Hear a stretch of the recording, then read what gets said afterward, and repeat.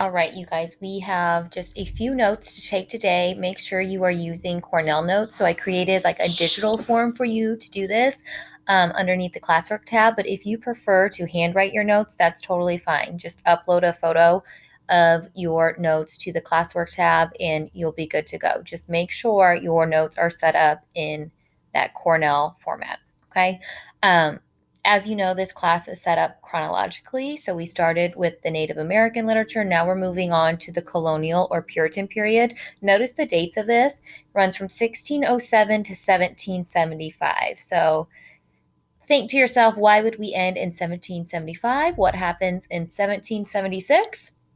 USA, USA, right? That's when the Revolutionary period starts. So up until 1775, that's the colonial or Puritan period. I'm warning you, this isn't necessarily the most exciting subunit. So stay with me for the next couple of weeks. We will get through this together. Okay. Why do we care about these guys? Their writing influenced literature as a whole. You'll definitely start to see how their beliefs influence the literature. And then also their writing influenced our ethics, like what we consider good and bad. So the Pilgrims first arrived at Cape Cod in 1620.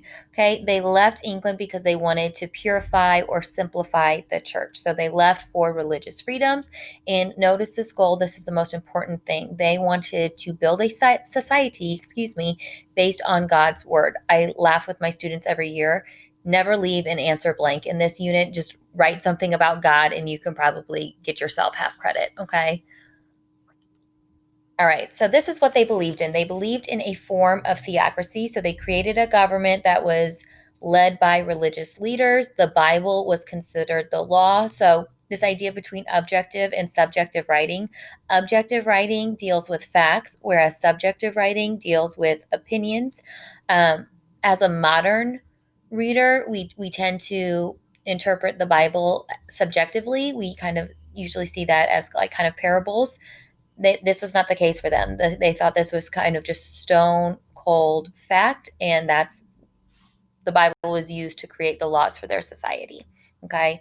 The Puritans also believed in original sin. That's this belief that each person is born sinful as a result of Adam's fall. So, right, we all have some sin in us. All right, continued. They believe that God sent Jesus Christ to save certain people. These people are known as the elect. They also believe that there were certain signs that you were a member of the elect. So, for instance, if you were really wealthy or you owned a lot of land, society would think like, oh, God's looking out for you. You must be a member of the elect. So this kind of influenced them to really become self-sufficient and work really hard because they care what their neighbors think of them and they want their neighbors to think they're a part of the elect. Those who were not saved by Jesus Christ, those were known as the unregenerates. Again, you would not want your neighbors, your peers to think that Jesus Christ wasn't saving you. So you would want to work hard and kind of put on this persona that you were the elect. The Puritans also believed in predestination. That's this idea that a person's fate is predetermined. So God knows if you're going to heaven or hell immediately. Okay, we talked about this, right? Those signs of being in God's favor. We've already talked about them wanting to simplify the church. These goals transcended amongst their entire lifestyle. So think of how they would speak, how they would dress, how they would wear their hair. They're very simple folks. All right, next up is their writing. So, as you can imagine, they modeled their writing based off of the Bible. Again, they interpreted that literally. They saw that as an objective text. You're going to notice in these texts a lot of allusions. Allusions, biblical allusions specifically, are references to something. So, in this case, a reference to the Bible. Most Puritan texts did not have any figurative language, but they would not consider allusions figurative language, right? Because again, this was objective to them. Their writing is instructive in nature, so they're constantly trying to examine their own lives, their own experiences to determine how God is kind of interfering in their life, right? Always looking for signs of God, and their writing is utilitarian, useful. So they're trying to record and share the workings of God.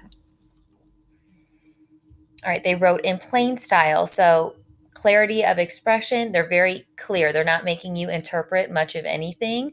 Lots of biblical allusions. Again, no figures of speech. And then very direct sentences. This does not mean that it's simple writing. You're going to notice really long sentences in our first text. So first we're going to read William Bradford tomorrow. His first sentence is just incredibly long. So don't get like plain confused with simple. All right, we're going to see a lot of journals, poems, narratives, captivity narratives, slave narratives, and then sermons in this unit. And then these are our major authors. So again, tomorrow we're going to read William Bradford. Okay, he writes about his journey to America and kind of what they experienced once they got there. Then we're going to read Anne Bradstreet. She is a poet. We'll read a couple of poems from her. Jonathan Edwards, I'm hoping we get to this year. He wrote a sermon called In the Hands of an Angry God. Mary Rowlandson writes a captivity narrative. Phyllis Wheatley will read some of her poems. And then Olada Equiano, he writes a slave narrative. So again, constantly examining their own lives, their own experiences in hopes of finding connections to God or what God's trying to teach them. Okay. Make sure you send me your notes. If you have any questions, let me know. Tomorrow, we're going to start reading this. So, first hour, we're going to have a Google Meet session live where I'll go through the first part of this text with you. And then, fourth hour, we'll do the second part of the text together on Friday. So, the idea is as long as someone shows up, I will record that Meet session and then post it to the alternative hour. Okay. Again, this writing gets a little confusing sometimes, especially William Bradford. So, I really encourage you to show up to that. Okay.